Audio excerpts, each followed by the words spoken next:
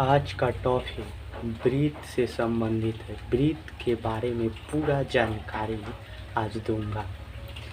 Breathe क्या है, तो ब्रीथ के बारे में जानिए कि ब्रीथ एक निश्चित बिंदु से घिरे आकृति को हम ब्रीथ कहते हैं। एक निश्चित बिंदु से घिरे आकृति को हम ब्रीथ कहते हैं। इसे हम ब्रीथ कहते हैं। ठीक है। परिधि, ब्रीथ के घिरे हुए आकृति को हम परिधि कहते हैं। जो ब्रीथ घेरा हुआ है उसे हम ही परिधि कहते हैं।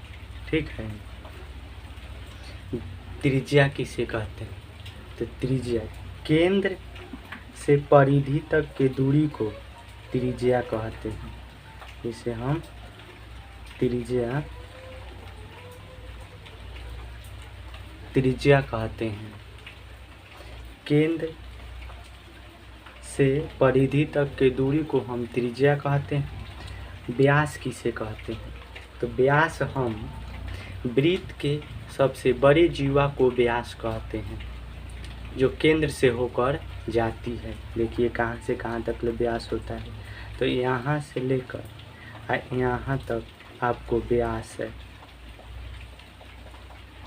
क्या है, ये पूरा व्यास है। ठीक है। अब देखिए आपको जीवा, वृत्त पर कहीं दो बिंदु के मिलाने वाली रेखा को जीवा कहते हैं। वृत्त पर कहीं भी दो बिंदु ले लीजिए, दो बिंदु को मिलाने वाली रेखा को हम जीवा कहते हैं। इसे हम जीवा कहते हैं। जीवा केंद्र किसे कहते हैं, वृत्त के अंदर स्थिर बिंदु को हम केंद्र कहते हैं। ये सब क्या है, एक केंद्र है।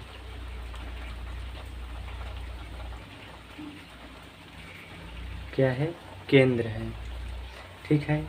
अब चाप, वृत्त पर कहीं दो लाइन काट दीजिए, इसे हम चाप कहते हैं। क्या कहते हैं, इसे हम चाप कहते हैं। ठीक है। अब आइए हम कुछ फार्मूला देख लेते हैं। तो वृत्त का क्षेत्रफल पाई आर स्क्वायर, ये त्रिज्या के रूप में है, बराबर पाई डी स्क्वायर बाई 4, ये व्यास के रूप में है। ठीक है। R D.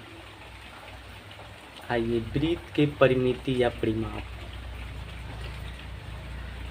तो परिमिति या परिमाप, तो 2 पाई आर ये वृत्त के त्रिज्या के रूप में है। आर से सूचित करते हैं त्रिज्या को, और व्यास को डी से सूचित करते हैं, तो ये व्यास के रूप में परिधि पाई डी होता है।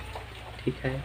वृत्त का त्रिज्या, वृत्त के 3 नंबर में वृत्त के त्रिज्या की क्षेत्र रूट अंदर क्षेत्रफल बटा पाई होता है। और 4 नंबर में वृत्त का चतुर्थांश का क्षेत्रफल बराबर पाई आर स्क्वायर बाई 4 होता है।